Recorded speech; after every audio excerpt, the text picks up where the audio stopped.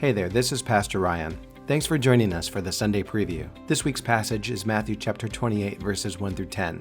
Let's go ahead and get right in the passage. The passage starts off with three different time indicators.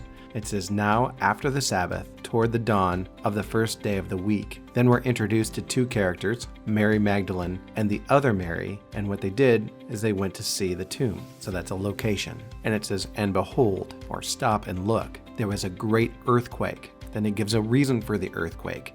An angel of the Lord descended from heaven, that's the first action, came and rolled back the stone, that's the second action, and sat on it, that's the third action. It goes on to describe the angel.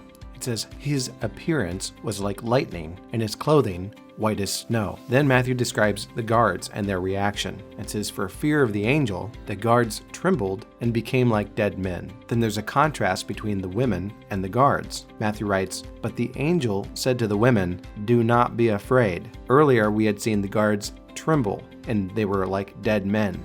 But here the women were not to be afraid. The angel continues, for I know that you seek Jesus, who was crucified.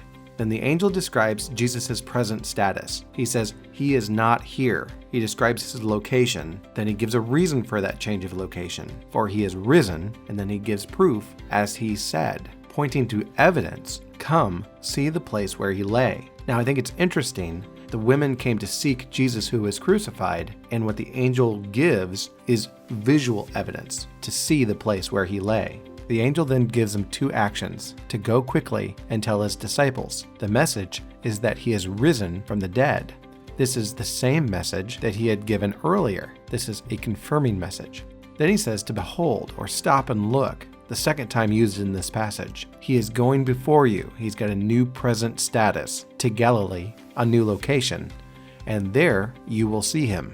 The angel then says, this is a message that they can verify. See, I have told you. Matthew then reports their actions. They, the other Mary and Mary Magdalene, departed quickly from the tomb with fear and great joy, and ran to tell his disciples. Then for the third time we're told to behold that Jesus met them and said, greetings. Then we see three actions. They came up, they took hold of his feet, and they worshiped him.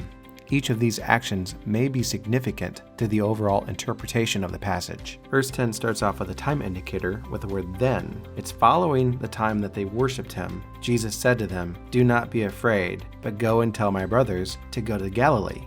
Here we see three commands, a phrase that had been used earlier by the angel, a new group of people, my brothers, and a new location, that they were to meet him in Galilee. The purpose, though, is similar, visual verification of his resurrection. Next, we want to take some larger observations of the passage. First, I think it's important that there are three time indicators in verse 1, after the Sabbath, toward the dawn, and the first day of the week. Next, we want to look at where this is happening. First, we see Mary Magdalene and the other Mary going up to the tomb. They're going to see the place where he lay. Then they're told to go to Galilee. So they departed from the tomb to run to his disciples. As they are going on this journey to Galilee, Jesus also appears and confirms this message. One pattern to highlight are all the terms that we see in this passage that relate to seeing. We see in verse 1, Mary Magdalene and the other Mary went to see the tomb. The angel says that they seek Jesus who was crucified. The angel offers for them to see the place where he lay. The disciples were to see Jesus in Galilee. The angel says that they can affirm or test his message. See, I have told you. And finally, Jesus affirms that the disciples would see him in Galilee. There does appear to be a pattern or theme of seeing in this passage, and we have some questions before we go. First, why are there so many time markers in verse 1? Is this significant? Second, why the emphasis on seeing Jesus throughout this passage? Third, we might contemplate the significance of each of these phrases. He is not here, for he has risen, as he said. See the place where he lay. What if just one of those phrases wasn't there? Would that impact our faith? Thanks for joining us for the Sunday Preview. We hope this spurs on your thinking and prepares you for our time together on Sunday morning. God's blessings on your week.